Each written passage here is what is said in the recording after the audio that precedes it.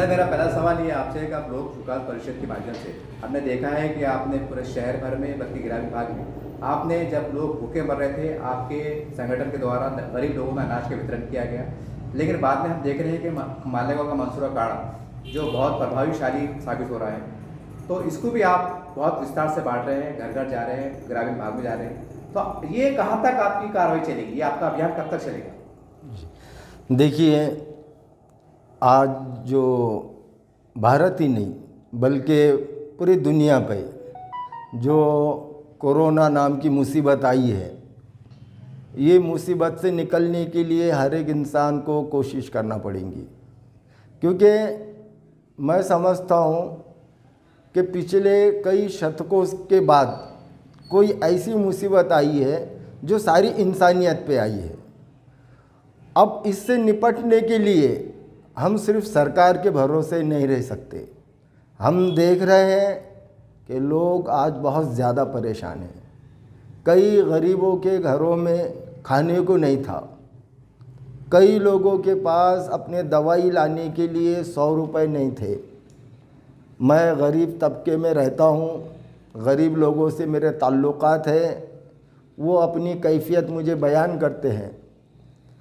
तो सही मानों में दिल रोता है, लोगों के हाल देखकर दिल रोता है कि इनके लिए कुछ न कुछ करना चाहिए। दिल के जज्बात उभरते हैं। इसलिए अल्लाह ने जितनी भी ताकत दी है, लोक विकास परिषद जो है आवाम के लिए काम कर रही है। हमने जब लॉकडाउन था तब लोगों के लिए हमने किराना किट तकसीम की है, और जब मार्केट चालू हुआ कुछ तौर पर, उसके बाद फिर ये वबा को ख़त्म करने के लिए हम सब जानते हैं कि मालेगांव में जो तिब्बी मंसूरी काढ़ा का इस्तेमाल किया गया, तो वहाँ पर ये कोरोना को ख़त्म करने के लिए ये दवा कारगर साबित हुई। उसी नहज पे हमने सोचा कि क्यों ना औरंगाबाद के लोगों को भी मंसूरी काढ़ा पिलाया जाए।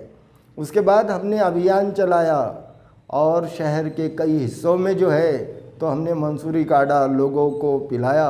और उसके बाद जो है तो हमें ग्रामीण से भी कॉल आने लगे कि साहब जो है तो शहर के अलावा गांव में भी लोग रहते हैं, हमें भी काढ़े की ज़रूरत है, हम भी कोरोना से हिफाजत चाहते हैं। उसके बाद फिर हमने अब जो है तो ग्रामीण में भी लोक विकास परिषद लोगों को काढ़ा पिला रही है। अभी परसों ही हमने जो है तो खुलताबाद में, दौलताबाद में, अब्दी मंडी में, और अभी बहुत जल्दी कन्नड़, गंगापुर, वैजापुर और इस तरीके से और भी कई गांव हैं, ताल्लुके हैं जहाँ पर लोक विकास परिषद इंसानियत के लिए, सभी मज़ाहिब के लोगों के लिए, सभी ज़ात धर्मों के लोगों के लिए मालेगांव का काढ़ा मुफ्त में लोगों को पिलाएगी। सर मेरा एक सवाल आपसे और है कि हम देख रहे हैं कि बहुत से युवा जो सामाजिक कार्य करने का जज्बा रखते हैं, इनकी इच्छा होती है, क्या ऐसे ग्रुप, नौजवान का ग्रुप आपके संगठन से जुड़कर क्या आप ये काढ़ा प्राप्त कर सकते हैं कि वो अपने अपने एरिया में बांट सकते हैं? क्या इसकी सुविधा आपके पास है? जी बिल्कुल।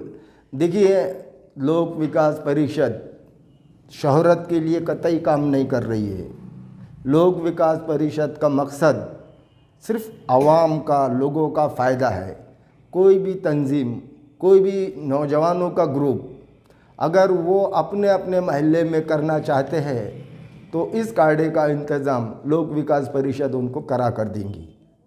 सर एक सवाल और है कि हमने देखा है कि लॉकडाउन की पीरियड में कई राशन दुकान के ऊपर कालाबाजारी चल रही थी और सरकार ने भी कहने के उस पर अंकुश लगाया है, लेकिन आज भी देखा जा रहा है कि आज भी कई शहर में, ग्रामीण में ऐसी दुकानें हैं जहाँ पर फ्री के चावल में, घी में कहीं ना कहीं रुकावट हो रही है। इसके लिए लोक परिषद का क्या, किस दिशा से देखती है इसको?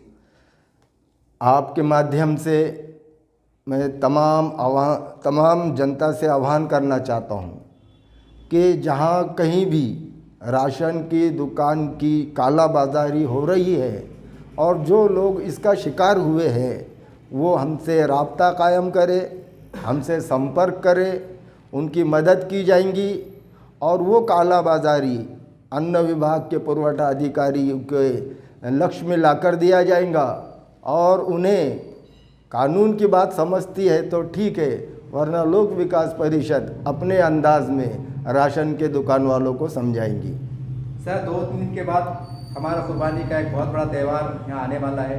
इस कुर्बानी को लेकर आप क्या पैगाम देना चाहते हैं आवाम जन तक?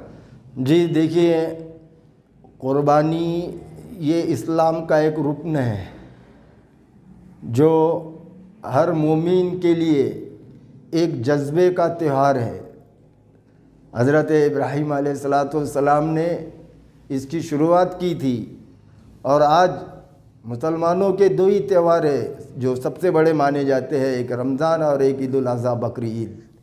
लेकिन लॉकडाउन के सबब या यूं कहें कि लॉकडाउन के बहाने, कोविड-19 के बहाने ये सरकार हमें उतनी आज़ादी नहीं दे रही है जितने आज़ादी का हमारा हक़ है।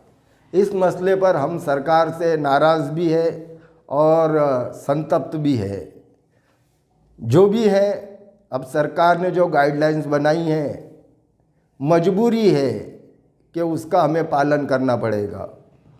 मैं तमाम मुसलमान भाइयों को ईद उल अज़हा की मुबारकबाद देता हूँ और उनसे गुजारिश करता हूँ कि किसी भी तरीक़े से कानून का उल्लंघन ना करे, अपने आप को मुसीबत में ना डाले, और आपको अगर कोई परेशानी होती है, कोई रुकावट आती है, कोई आपको तकलीफ़ देता है तो आप लोक विकास परिषद से संपर्क कर सकते हैं।